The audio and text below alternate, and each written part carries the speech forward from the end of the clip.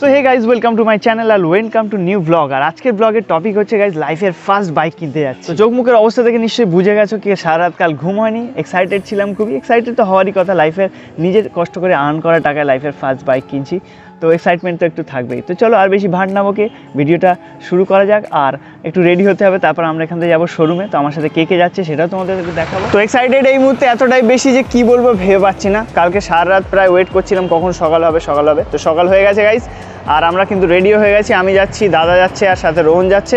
তো চলো রাস্তায় যেতে যেতে কথা হবে। তারপর আমরা দেরি করলাম না, আমরা বেরিয়ে পড়লাম। যেহেতু আগের দিন রাত্রে বৃষ্টি হয়েছিল, তাই রাস্তার ধারে জলও জমেছিল। আমরা যেহেতু বসিরহাট থেকে বাইকটা নিচ্ছিলাম, তাই আমরা মাদারতলা চাঁপা পুকুরের রাস্তা ধরে যাচ্ছিলাম।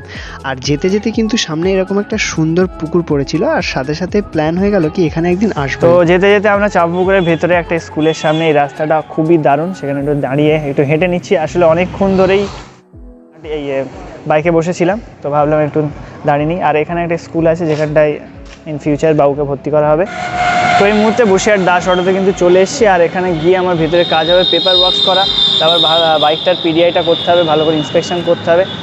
তারপর তোমাদেরকে দেখাবো যে কী বাইক নিচ্ছি বা না নিচ্ছি। তো চলো ভিতরে যাই, বাকি কথা সেখানে গিয়ে। তারপরেই আমি শোরুমের মধ্যে একটা গ্র্যান্ড এন্ট্রি নিলাম এবং খোঁজাখুঁজি করছি কোথায় আমার বাইকটা। ওরা বললো বাইক তো নেবেন, কিন্তু তার আগে পেপারপত্র কমপ্লিট করতে হবে। তো আমার কাছে পেপারপত্র দিয়ে দিল এবং সেগুলো পড়ে পড়ে আমি সঠিক জায়গায় সিগনেচারগুলোও করে নিচ্ছিলাম। এটা খুবই ইম্পর্টেন্ট কিন্তু দেখে নেওয়ার জন্য। তারপর চলে আসলাম ভাইটাল কাজ করতে। ভাইটাল কাজ মানে ক্যাশ পেমেন্ট করতে হবে। তো ক্যাশ কাউন্টারের সামনে চলে আসলাম, হাতে নিয়ে অনেকগুলো টাকা, অনেক কষ্ট করে জমানো টাকা, তাই দিতে একটু কষ্টই হচ্ছিল। কিন্তু কষ্ট না করলে কেসটা কীভাবে মিলবে বলো? তাই ক্যাশগুলো ওনার কাছে হ্যান্ড ওভার করে দিলাম। আর উনি বসে বসে কিন্তু সুন্দর করে টাকাগুলো গুনে গুনে দেখে নিচ্ছিল সঠিক আছে নাকি। তারপরেই চলে আসলো সেই বিশেষ মুহূর্ত।